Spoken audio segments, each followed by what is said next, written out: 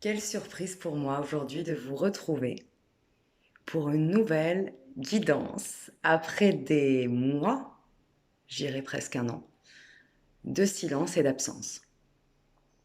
Cette guidance d'aujourd'hui est directement liée à la pleine lune du 16 mai, dite la pleine lune du Wessak.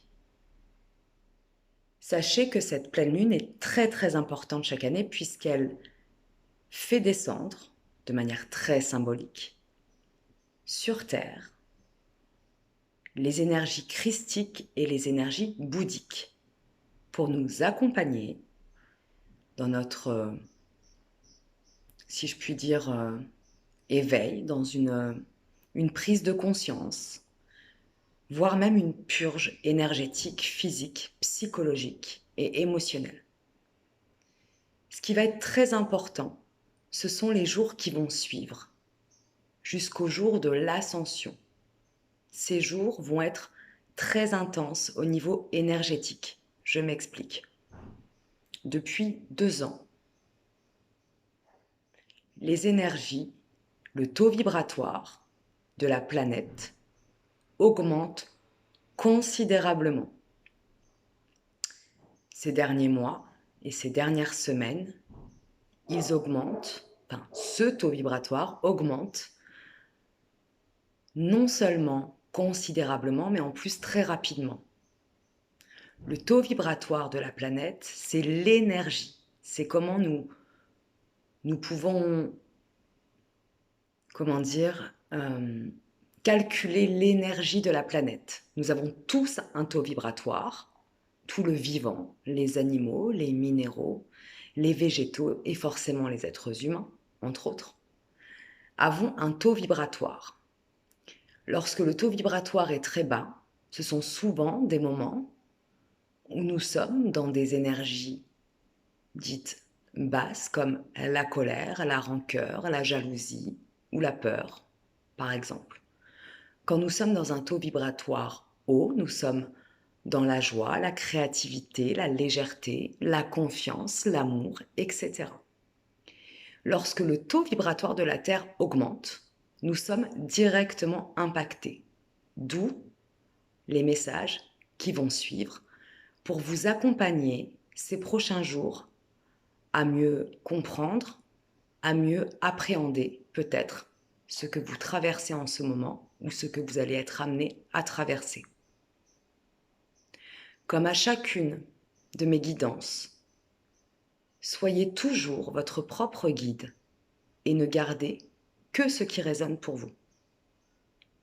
Même si je crois profondément qu'il n'y a pas de hasard et que si vous tombez sur cette vidéo aujourd'hui ou à un autre moment, puisque c'est toujours de l'intemporel, ce sera sûrement juste pour vous.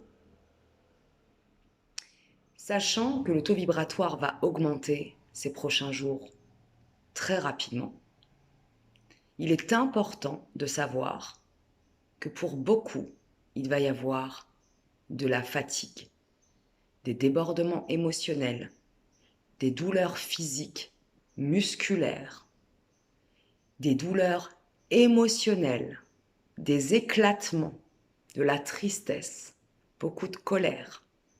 Tout dépend où vous en êtes actuellement.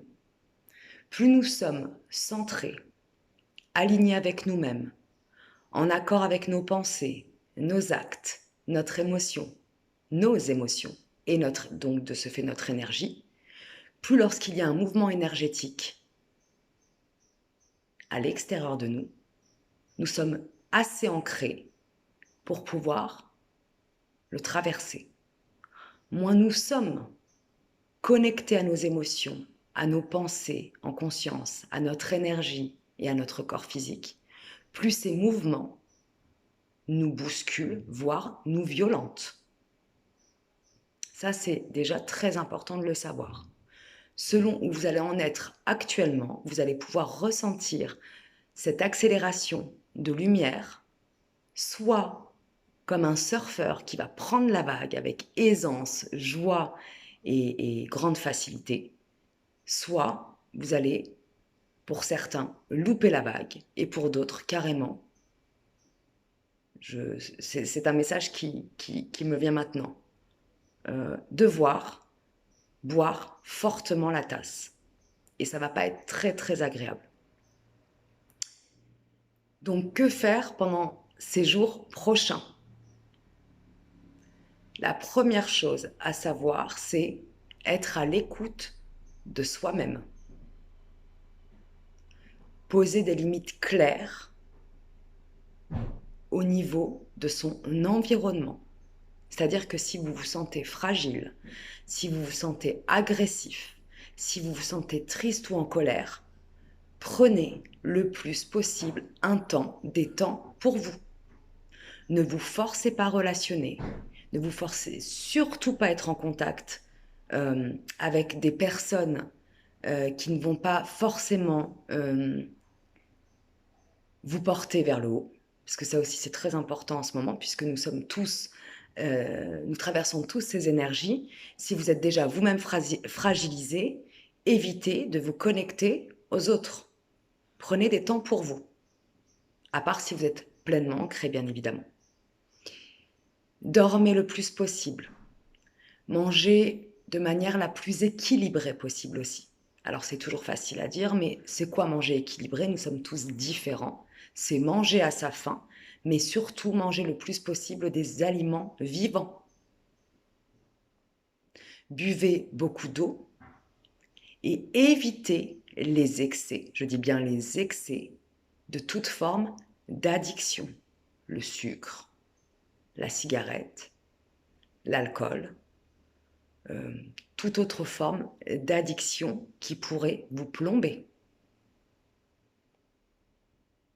Parce que aussi haut vous monterez, aussi bas vous chuterez. Ces énergies ne pardonnent pas. Pas dans le sens où elles nous punissent, au contraire. Dans le sens où elles vont faire remonter à la surface tout ce qui nous ralentit, tout ce qui nous pèse, pour certaines personnes depuis de nombreuses années, tous les schémas émotionnels douloureux que nous n'avons pas encore voulu guérir ou conscientiser, et toutes les émotions et toutes les blessures liées à notre enfance, adolescence et chemin de vie qui sont encore vives. Donc plus vous allez prendre soin de vous, plus vous allez pouvoir traverser les prochains jours avec un peu plus d'ancrage, en tout cas un peu plus de solidité. Plus vous allez vous laisser emmener par vos compulsions, vos addictions, vos schémas répétitifs toxiques, ou vous connectez d'ailleurs même à des relations qui ne sont plus bonnes pour vous, plus la claque va être violente. Et toujours pour notre bien. J'ai d'autres messages, dont un qui est forcément très important, c'est faire la paix en soi. Alors, vous allez me dire, c'est très facile à dire. Bien évidemment, je le sais. Faire la paix en soi, c'est quoi? C'est déjà observer ses croyances limitantes, toutes les pensées toxiques, tous les jugements toxiques que nous avons vis-à-vis de nous-mêmes. C'est terminé. Il est temps de laisser tout ça partir. Faire la paix en nous-mêmes, c'est enfin reconnaître et accueillir ces émotions, même si elles sont inconfortables. Moins nous allons vouloir accueillir des émotions telles que la tristesse, la colère, la rancœur, la jalousie, la peine ou la peur, plus nous allons nous noyer dedans. Pour notre plus grand bien, nous allons boire la tasse. Faire la paix en soi-même, c'est être en accord entre ses paroles, ses pensées et ses actes. Faire la paix en soi-même, c'est accepter son ombre et surtout accepter sa lumière. Et là, je m'adresse à toutes les personnes qui, depuis des années, voire des décennies, ont des schémas intérieurs, et elles se reconnaîtront, très inconscients, mais qui remontent à la surface en ce moment, de masochisme et d'auto-sabotage. L'abus, c'est fini. c'est terminer de se laisser abuser, d'autoriser autrui, de manière souvent très inconsciente, à nous manipuler, à nous abuser, à nous mépriser, à nous maltraiter. Tous les schémas abusifs de soumission et du coup de domination vont, pour beaucoup, leur exploser à la figure. Donc autant en prendre conscience avec compassion et amour pour soi-même. Ça, c'était le message de faire la paix à l'intérieur de soi. Et pour pouvoir s'accompagner dans cette paix, faire des choses qui nous reposent, faire des choses qui nous nourrissent. Des balades, de la cuisine, de la méditation, de l'écriture, des siestes. Tout ce qui nous ramène à notre enfant intérieur créatif et joyeux. Voilà pour ce message de paix. J'entends aussi faire preuve de fermeté avec soi-même. Fermeté, ce n'est absolument pas d'agressivité ou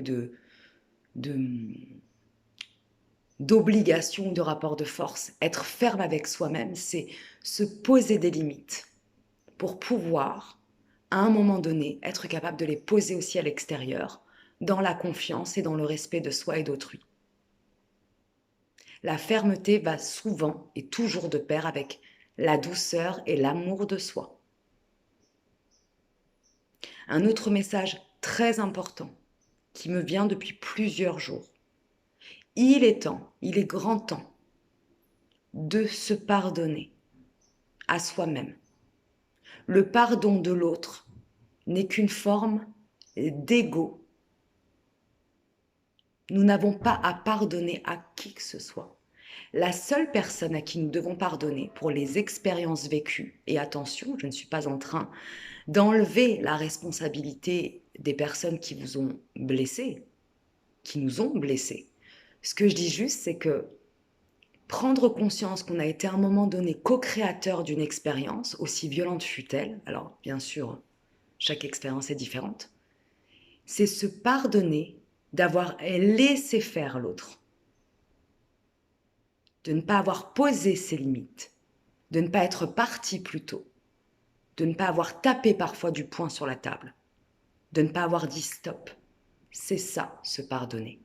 C'est d'être souvent allé inconsciemment dans des relations de souffrance, en co-création avec autrui. Donc en ce moment, les énergies sont propices à nous accompagner dans ce pardon de nous-mêmes. Il est temps. Si chacun revient à l'intérieur de soi pour faire la paix et pour se pardonner ses propres blessures intérieures et les blessures qu'il a peut-être aussi, par ricochet, créées à l'extérieur, le monde serait beaucoup plus calme, plus doux, plus équilibré. Il est temps d'arrêter de trouver des coupables à l'extérieur de soi.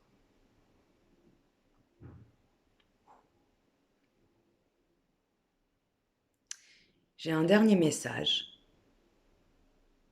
On nous demande de trouver l'équilibre entre se responsabiliser et s'amuser. Beaucoup d'êtres humains, nous sommes dans une ère où beaucoup d'êtres humains aujourd'hui pensent que l'immaturité, c'est être, comment dire, léger dans l'amusement. Pour pouvoir être pleinement en contact avec notre enfant intérieur, il est important de faire preuve de maturité et de se responsabiliser. La responsabilité, ce n'est pas le côté d'être rigide. Se responsabiliser, c'est être responsable de ses paroles, de ses actes, de ce que l'on pose dans la matière, de ce que l'on vibre énergétiquement, de ce que l'on partage avec soi-même et donc avec les autres. Donc aujourd'hui, il nous est vivement demandé de sortir pour beaucoup de comportements immatures pour aller et tendre vers une responsabilité intérieure et donc en lien avec autrui.